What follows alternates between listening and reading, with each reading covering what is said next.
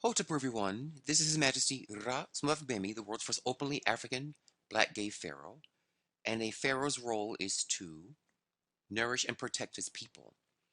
And I wish to give today a free brief tutorial on one of the most intriguing aspects of astrology, what's called the nodes of the moon. So basically, we have the Earth orbits the sun, and the moon orbits the Earth. So we have here a visual. We have the Earth here, the Aten Ra here. So Geb, the Earth, orbits the Aten, and this white path is called the ecliptic, which is the path of the sun, the apparent path of the sun. So the Earth orbits the Aten, and Khonsu, the moon, orbits the Earth. So we have three bodies: moon, this white moon, this blue Earth jewel, and this golden sun. Now, when the yellow circle here, called the moon's orbit, when the moon's lunar orbit intersects the ecliptic, when they cross, they form a knot, like X marks the spot. There are two X marks the spot's moments. One is called the descending lunar node, Nekhebet, or Rahu in Jyotish, India. We call it Nekhebet in Egyptian. Or when it's called the ascending lunar node, which is Uatchet in Egyptian, or Ketu in Dravidian yoga, Dravidian astrology. Now, we cannot see this intersection point. It is invisible to the eye. The only time we're aware that something is there is during a solar or lunar eclipse. So these 2 points, this kind of downward facing grabbing hand shape is called Nekhebet. This kind of upward hand is called Uatchet. We cannot see these points visually because they're just intersections of planes, invisible planes of the moon's orbit crossing the sun's orbit. But when we have a new moon or a full moon at the same time as the X marks the spot node crossing, things happen. We see what's called eclipses. So these are very hidden forces. You really don't see them, but when they do show up, it's dramatic. It's a solar eclipse or it's a lunar eclipse. So many people describe these nodes astrologically in many ways. Now, in ancient Kemet, we call these, again, Nekhebet and Uatchet. Nekhebet would be, let's see if we can make this larger. Okay. Nekhebet here would be the vulture, and Uatchet is the cobra. So Nekhebet is the north node going northbound, and Uatchet is the south node going southbound. But we describe these invisible points, interestingly, in Egypt, unlike any other nation in the world. So we have a side view of the same idea here. Maybe it's a bit clearer. Here we have Nekhebet, the north node, the vulture-headed structure here, and here we have the cobra of Uatchet. The first thing to note is that we would place these lunar nodes on the forehead, around the third eye area. This immediately alerts you to the fact that the Kamau saw the nodes as linking to the third eye. The third eye is a composite chakra. It has layers and levels to it. Okay? It's a very powerful center, and it's the center that controls all the chakras. The word in India for the third eye is Ajna Chakra. Ajna means to command. Okay? And the Kamau said that Nekhebet and Uatchet were the tutelary goddesses of the ancient Egyptians. They taught the Kamau all they knew about the gods, geometry, math, culture, everything. So these are two very powerful forces, so powerful that the king and the queen, the rulers of the African empires, of the Kamau, put it on their foreheads. Now, I'm going to share with you my experiences with these nodes, not so much what books have said about it. I have myself lived through what's called my releasings. Some call it your transits. I call it my releasings. When certain karmas are destined to release in your chart, you must go through those storylines of those planets and stars. I have lived through both a Nekhebet releasing and a Uatchet releasing. And I kept notes of observations, of real life observations. So before I dive into what I've discovered, the first thing to know is that, let's see if we can find that screen here. Okay. Nekhebet and Uatchet in your chart, as we can perhaps scan here. You can pick any chart here, but let's pick this one here. Let's see. Okay. Nekhebet and Uatchet are always exactly opposite in everyone's chart. So here we have that fist grabbing downwards, that's Nekhebet, the vulture, in 6 degrees Leo. Exactly opposite one should be the other. In 6 degrees Aquarius, which is 6 signs opposite Leo, we have Uatchet. So they're always in everyone's chart forever and always exactly opposite each other, 180 degrees to the T.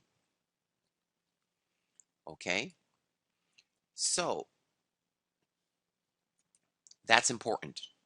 That's why they come in pairs. You can't separate one from the other.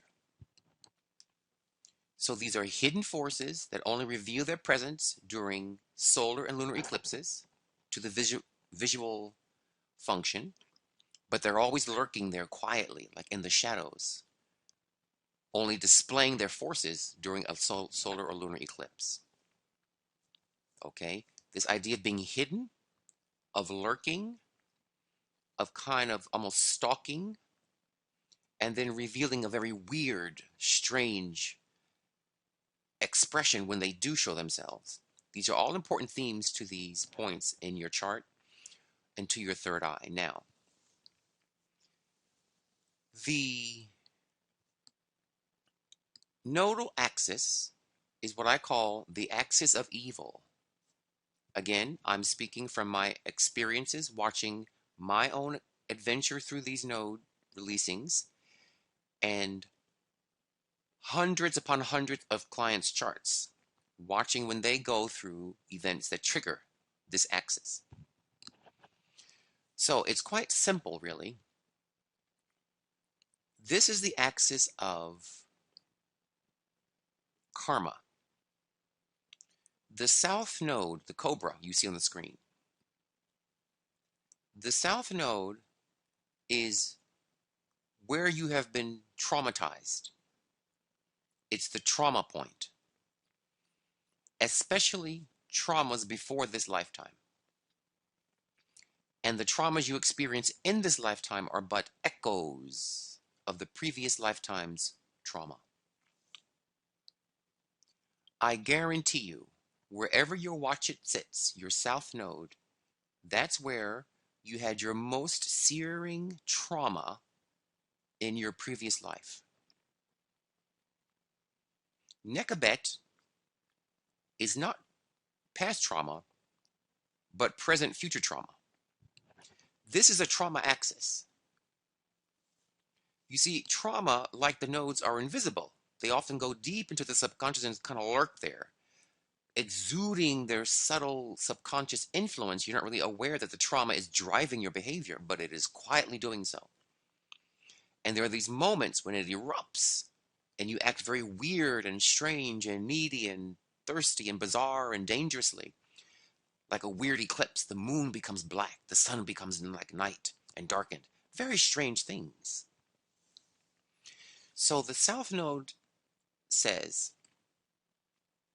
you are dragging the wounds from your past life in this area. The north node, to me, is more threatening. This vulture, think of a vulture. Snakes are pretty, threatening. If you encounter a rearing cobra, you're in pretty much hot water if you're not very careful. But vultures have a kind of sadistic nature to them. They wait, they see you bleeding and you're wounded, and they know it's a matter of time before you kick the bucket, and they hover and they wait and they wait and they hover until you're weak enough, too weak to fight them, and then they come plucking at your dying carcass. It's quite a sadistic creature, okay? With a very keen sense of smell. They can smell death miles away, okay? So it's kind of creepy. Imagine just something just waiting for you to die, waiting for you to hit your rock bottom, waiting for you to become crippled and unable to move, and now food.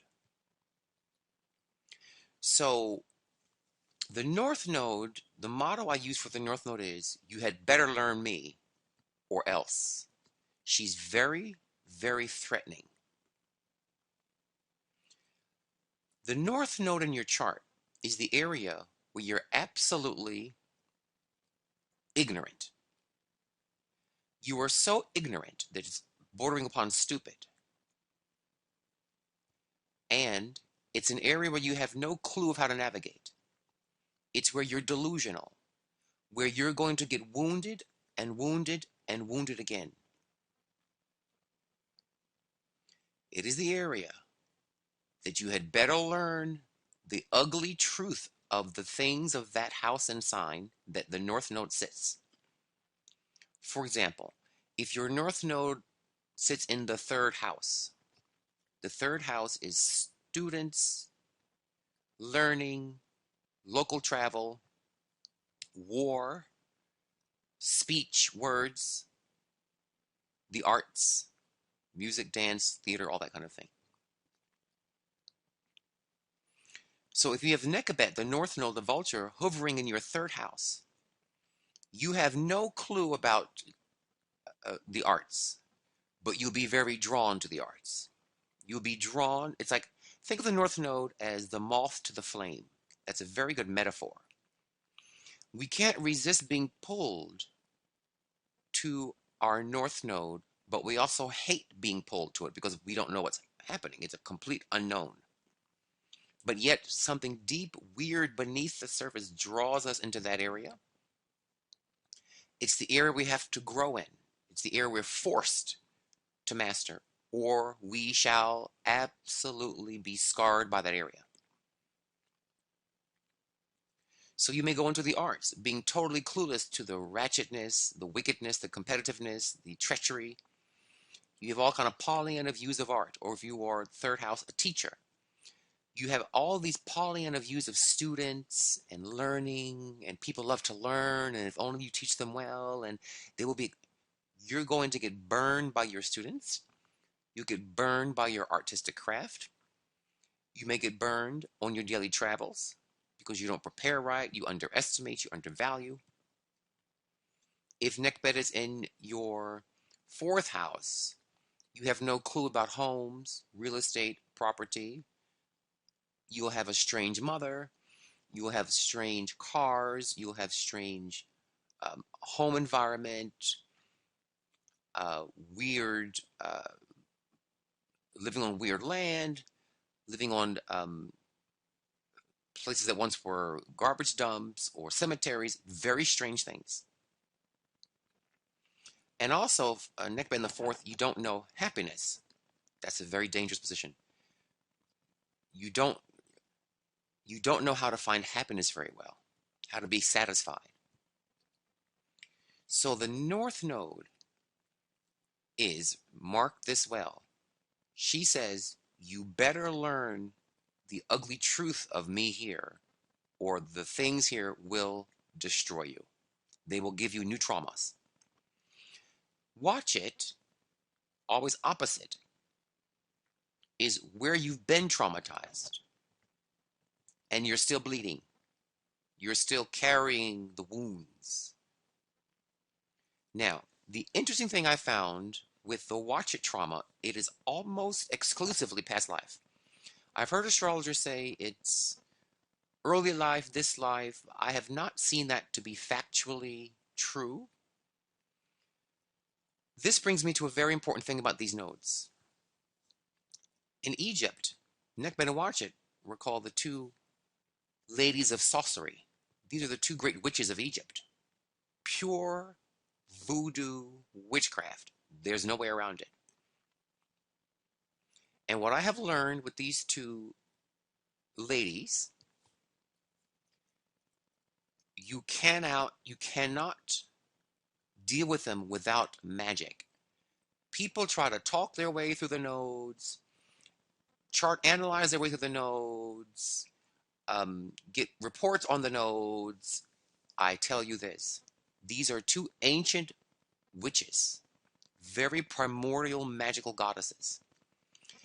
They laughed at humans, and many years ago during a ritual to them, they possessed and they cackled like true sorceresses, saying, "You humans think your minds are so clever, so intelligent, but we are ancient magic, the most primordial magic of the universe.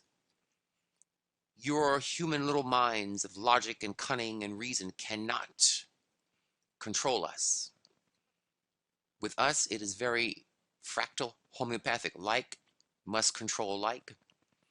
The only way to handle the nodes is through magic. That's why they're on the third eye. Some kind of inner occult powers. You cannot address your nodes without occult forces. Sorcery, herbals, voodoo, magic, spells. You cannot. So these two goddesses force humans to not forget magic. I have seen people try to be cute with these two goddesses and analyze intellectually, verbally, their nodal issues. But I promise you this, it doesn't change tea in China how that node will wound the person. Now, why on the third eye? Well, the cobra is on the left side and the vulture's on the right. Okay? The left side of the brain controls the right side of the body, and the right side of the brain controls the left side of the body, kind of a cross axis. The same way the sun, the ecliptic, and the moon's path make a cross axis, a cross point. So the vulture controls, she's on the right side of the body, but controls the right side of the forehead, but controls the left side of the body, and vice versa for the snake. These two represent what's called in chakras the two channels, Ida Pingala. Ida would be the vulture. Ida is more the cooler channel in the chakras, and Ketu or Uatchet is called Pingala. So these are the two master channels of the chakra system that you'd better control. Now let me tell you why that's important. The Uatchet channel, which goes down the right side of the spine, right? The cobra sits on the left side of the forehead, and then her channel goes through the mid-brow point and then crosses to the right side of the spine. In my chakra class, I teach a chakra class where I go through 147 chakras in great detail. In that chakra class, which you can sign up for, I'll leave a link below, the right channel chakras belong to Uatchet, the cobra. They're the fiery chakras. It is in the right channel where your wounds are stored very, very precisely. Because it's a cobra. It's where the poison, where you were bitten in the past life. See, Uatchet is where you have been poisoned. You've been psychologically and mentally and emotionally wounded. It can also be physically, but that creates a correlate mental or emotional wound. So the right chakra, the right channel chakras, called Uatchet channel or Pingala channel, is where the poison, the wounds of the poisonous traumas are stored. the left channel where the vulture runs on the vulture on the right side of the forehead. I'm sorry, the left side of the forehead, but the right side of the vulture's on the right side of the forehead, but travels down the left side of the body. Those are the chakras, the mother chakras, because the word for vulture is mut, where the word muta comes from, mother. Those chakras tend to help to solve, the mother force tends to solve the saboteurs in the cobra wounds. The north node, Nekhebet, the mothering force, the vulture tends to eat decaying things, right? Vultures eat carcasses, things that are rotting, that will kill us normally, but their tummies can withstand eating decaying matter, like your rotted traumas. So, these two nodes deal a lot with the left and right chakra channels, where your traumas are stored and their redemption is also stored. The cobra channel stores most of the wounds, primarily, and the vulture channel tries to mend and heal and undo those traumas. So when you're running a Uatchet releasing, a Uatchet karma transit of significance, your pingala, your right-sided chakras, turn on and they release their memories of your traumas. The traumas reactivate and they resurface and you start doing weird things, like a weird eclipse. Okay? And I have seen very directly, if you work with your right channel magically, not intellectually, but with the rituals of Uatchet, and you go into the chakras the way I teach them, very detailed, you can go through each of the right chakra petals and find the traumas you have. This is the best way to remember past lives. When you're running a Uatchet Ketu cycle, you're most apt to relive and remember your past lives, but particularly the traumatic events of them and how those traumas have shaped you in this life. You will heal them with your Nekhebet position, opposite the Uatchet. Okay? So, I don't want to go too deep into this, but what I can share with you from my experience, I remember all of my past lives. I was an Egyptian. My first life, well, the first one I remember in civilized existence, where we had civilizations, I was from the pre-dynastic era in Egypt. And I had become just a humble priest, of no note, no one important, nothing special, just a little priest. I was called to the gods at that time, and I was, swept floors and, clean statues, whatever I had to do. But I was very, very sincere-hearted. I really put my heart into my work for the gods at that very basic level. I was gay back then. I've been gay every lifetime I've been on Earth. And I was ostracized by the heterosexual priests. Despite my loyalty, my hard work, my sincerity, my heartfelt love and devotion to the gods and the temples and to my king and my nation, I was removed. And that devastated me. I was heartbroken and so hurt by the fact that I thought you were wise. I thought you were open-minded and holistic and see the fullness of sexuality and of life. There's all kinds of sexuality in nature. There's asexual reproduction and sexual reproduction, and there's androgeneity, and there's gender changing in nature. I mean, it's such a vast, rich, how can you not know this? And I felt that they were foolish and cruel and small-minded provincial. And I couldn't process. How can you be a priest, a high priest of such position, and be so close-minded, so stupid? I literally could not process those two bits of datum. So I was thrown out. I was humiliated. I was embarrassed. I was hurt beyond compare. And I said, you crossed the wrong one. I'm going to come back one fine day and beat all of you.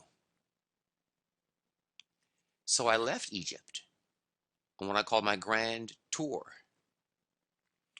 And I said, well, since my own people won't give it to me, which many gay people can relate to in this video I'm recording now, how our own native religions and elders threw us away, deny us. I said, you got the wrong one. If nothing else I knew about myself, I am tenacious. I am a very tenacious spirit. And I don't like injustice at all. Like many gay people don't like that. So I took my grand tour.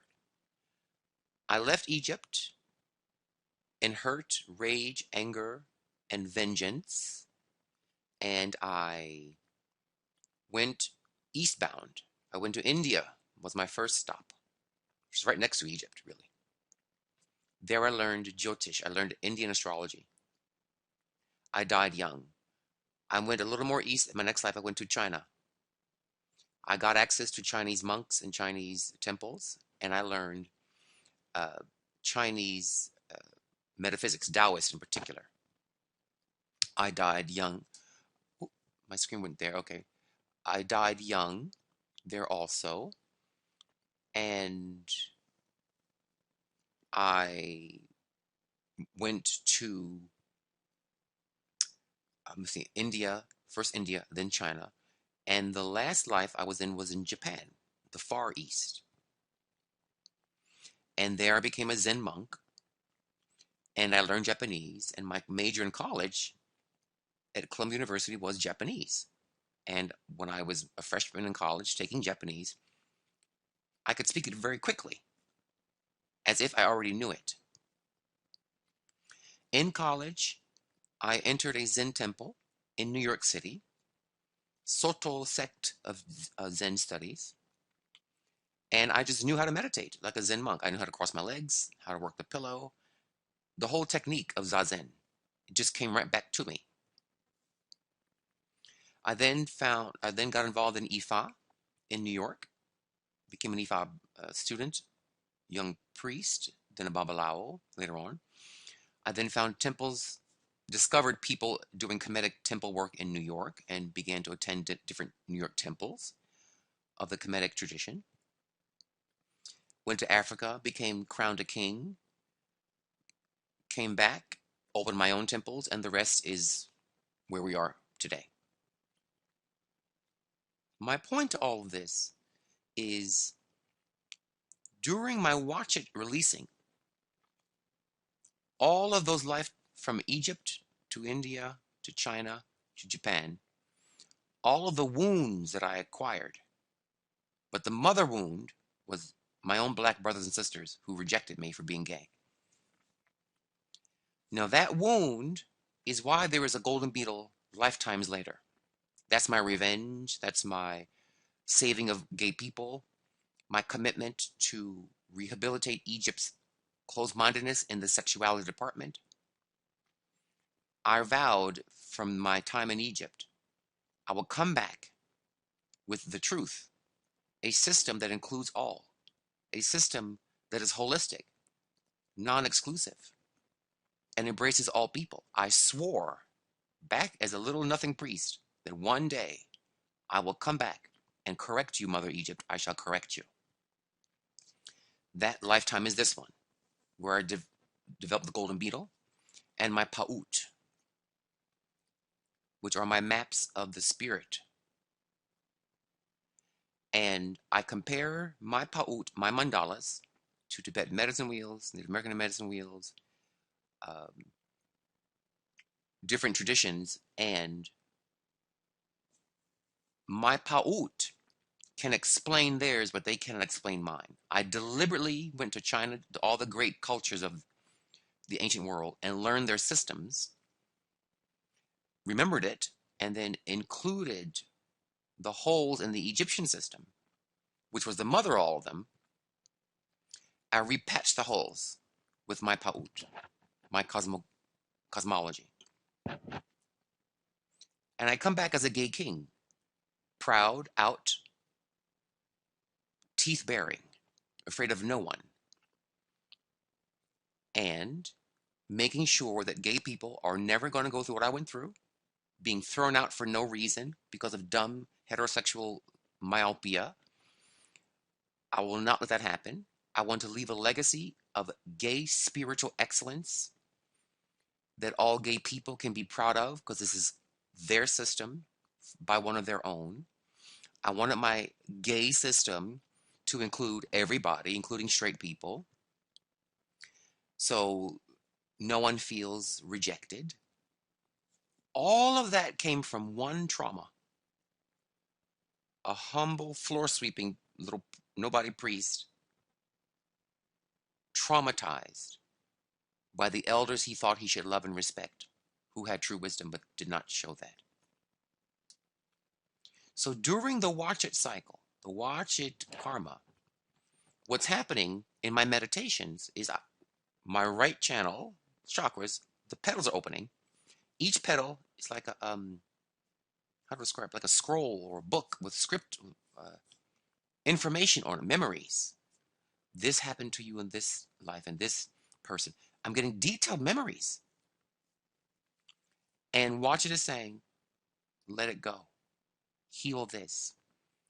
Do this ritual to bring a balm and a salve to that wound. It's one by one. The great and small traumas, wounds that I've gone through over my lifetimes. The Ketu Uatchet cycle is, it's just very easy to face those wounds. It's not traumatic. I'm not reliving the trauma. It's just like watching a screen on a movie. It feels almost very much like a therapist. Like Uatchet is like a therapist on a couch just talking you through it. But you have to use magic, rituals and gyms and oils and roots and baths and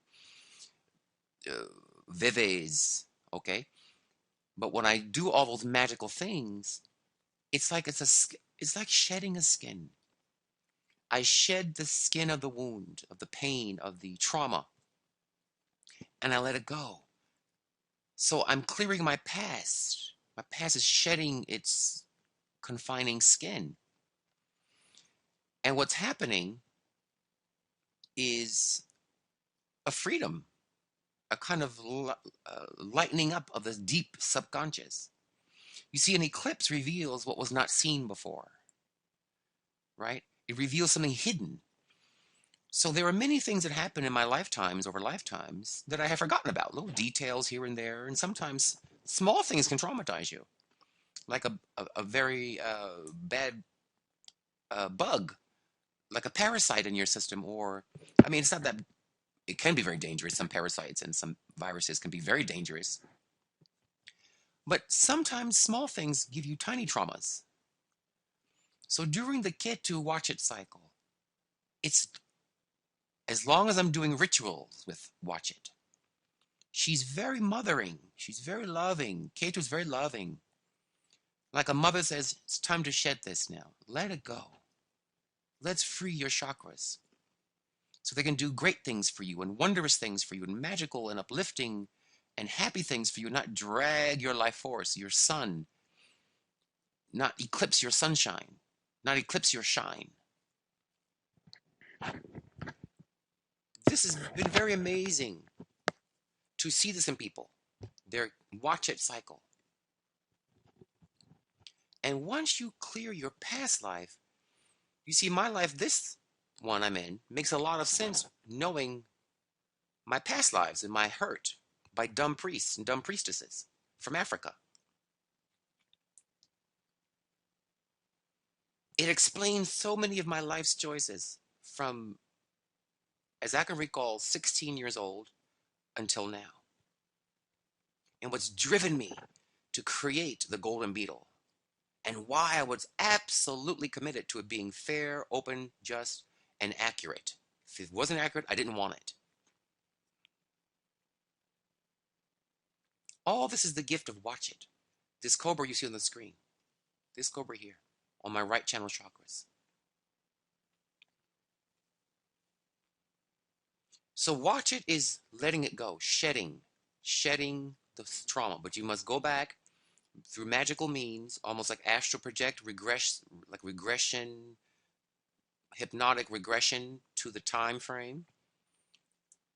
And if you do it magically with rituals and gems and roots, she will transport your soul to the memory that you need to deal with that day or that cycle. She will tell, okay, this time I'm going to go to this lifetime and this memory. And next time it'll be a complete different lifetime, different memory altogether. She automatically knows where to wriggle. Okay? Nekhebet, the vulture, is you have to face this area with magic, and the people in that area where Nekhebet sits are going to do evil to you. They're going to be the wicked, wicked form of that house and sign.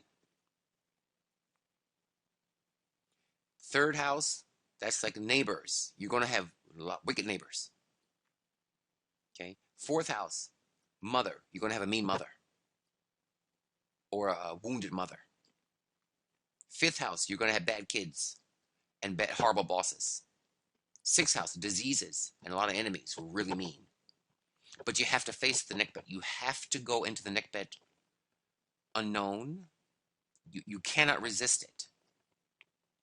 But you're going to get, that house will try to destroy you. Nekhebet will always try to destroy you. She's waiting for you to rot so she can pluck your bones as a carcass. There are two things that try to kill you in life.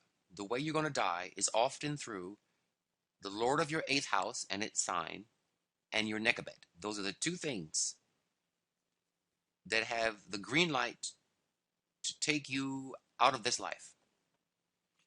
Whatever signs on your 8th house, whatever is the Lord of that 8th house and anyone in that 8th house, and Nekhebet, her house and sign, those factors are the ones trying to slit your throat.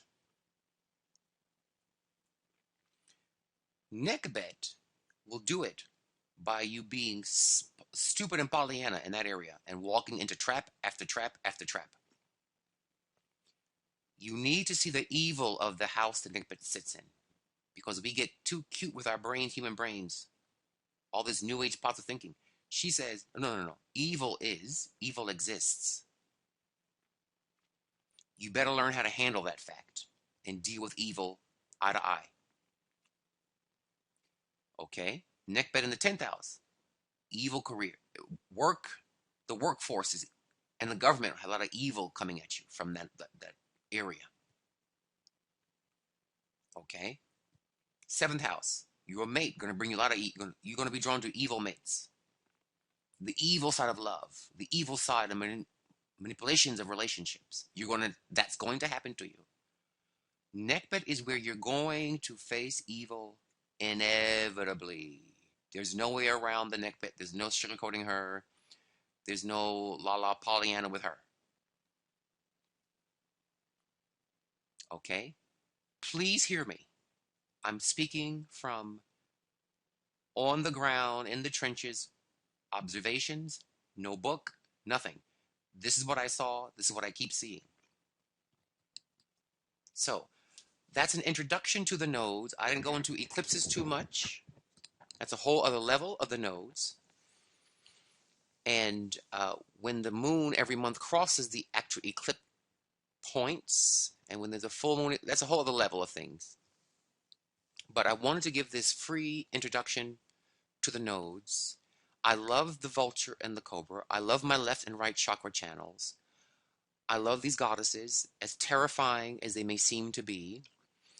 They force you to face your axis of trauma. This is your trauma axis. Uatchet, the cobra, is where you were traumatized, and Nekhebet is where you shall be traumatized. Better believe it, 100%.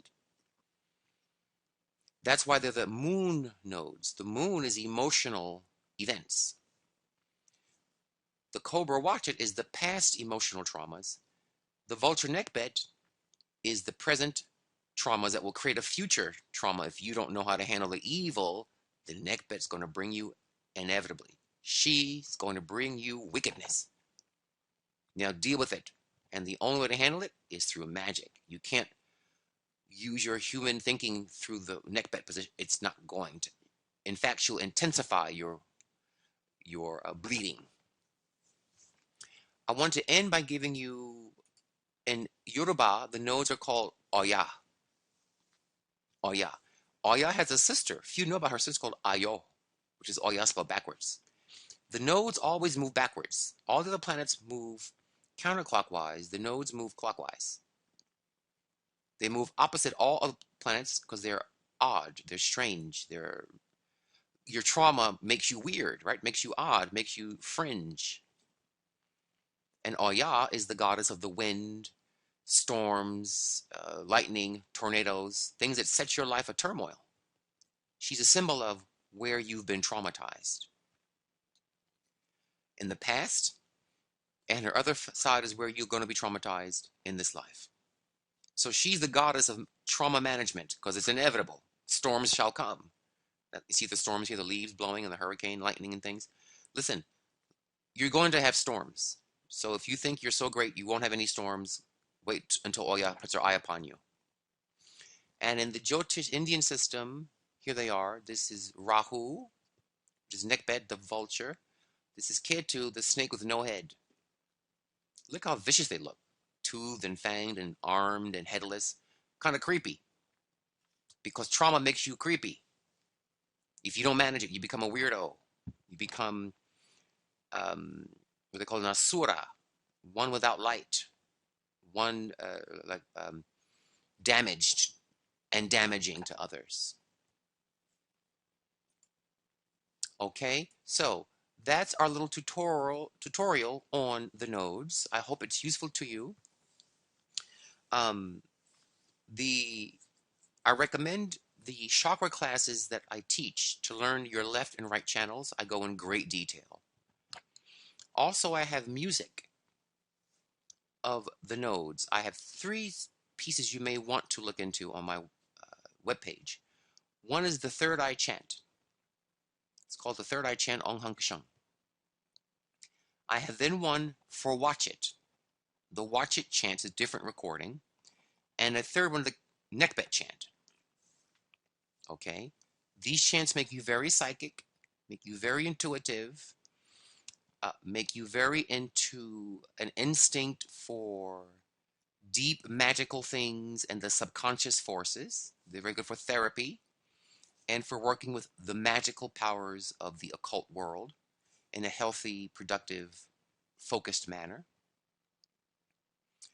And they work well with the chakra classes that you can sign up for on the web page. I'll put a link below as well.